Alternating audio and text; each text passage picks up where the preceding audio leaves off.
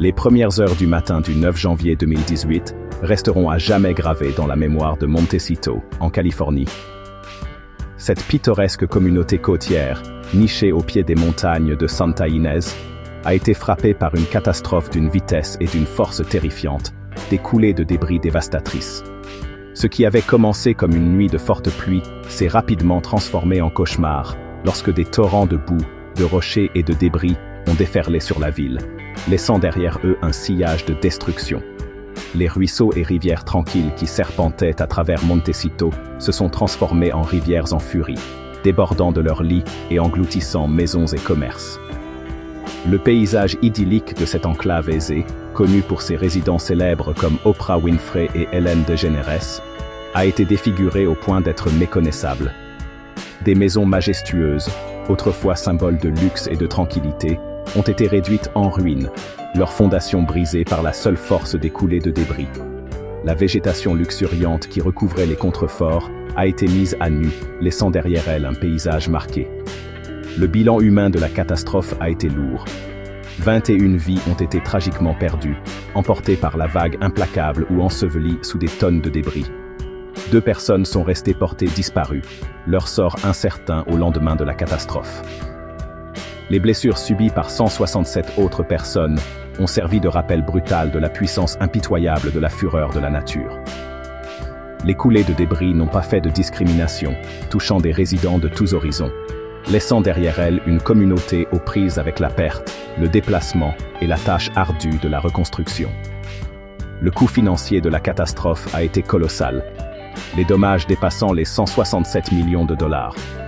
Ce chiffre représente non seulement la destruction de maisons et d'entreprises, mais aussi la perturbation des moyens de subsistance, la perte de biens irremplaçables et le long chemin vers la reconstruction qui attend Montecito. Les coulées de débris ont brutalement rappelé la vulnérabilité des communautés, même les plus idylliques, face aux forces destructrices de la nature. Pour comprendre l'ampleur des coulées de débris de Montecito, il faut revenir sur les événements qui ont préparé le terrain à cette catastrophe. À peine 3 semaines auparavant, en décembre 2017, l'incendie de Thomas, un gigantesque feu de forêt, a ravagé les comtés de Ventura et de Santa Barbara. Cet enfer, alimenté par des conditions sèches et des vents violents, a brûlé plus de 280 000 acres, ce qui en faisait, à l'époque, le plus grand incendie de forêt de l'histoire de la Californie. L'incendie de Thomas a laissé derrière lui un sillage de destruction, carbonisant de vastes étendues de terre et laissant un paysage dépourvu de végétation.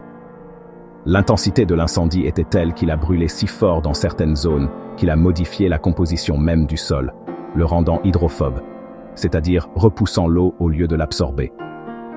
Cette transformation allait s'avérer être un facteur crucial dans les événements qui se sont déroulés le 9 janvier. Pendant que l'incendie de Thomas faisait rage, les pompiers de tout l'État et d'ailleurs se sont battus sans relâche pour contenir l'incendie.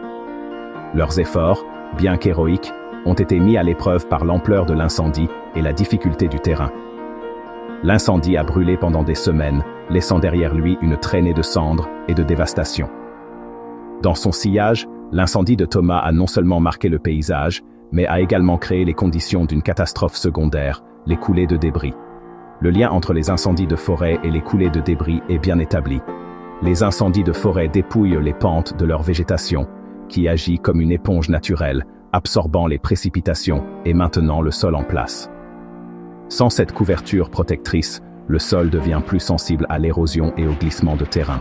La nature hydrophobe du sol dans les zones touchées par des incendies intenses aggrave le problème, car l'eau de pluie ne peut pas pénétrer dans le sol et ruisselle à la surface, gagnant en vitesse et en débris à mesure qu'elle descend.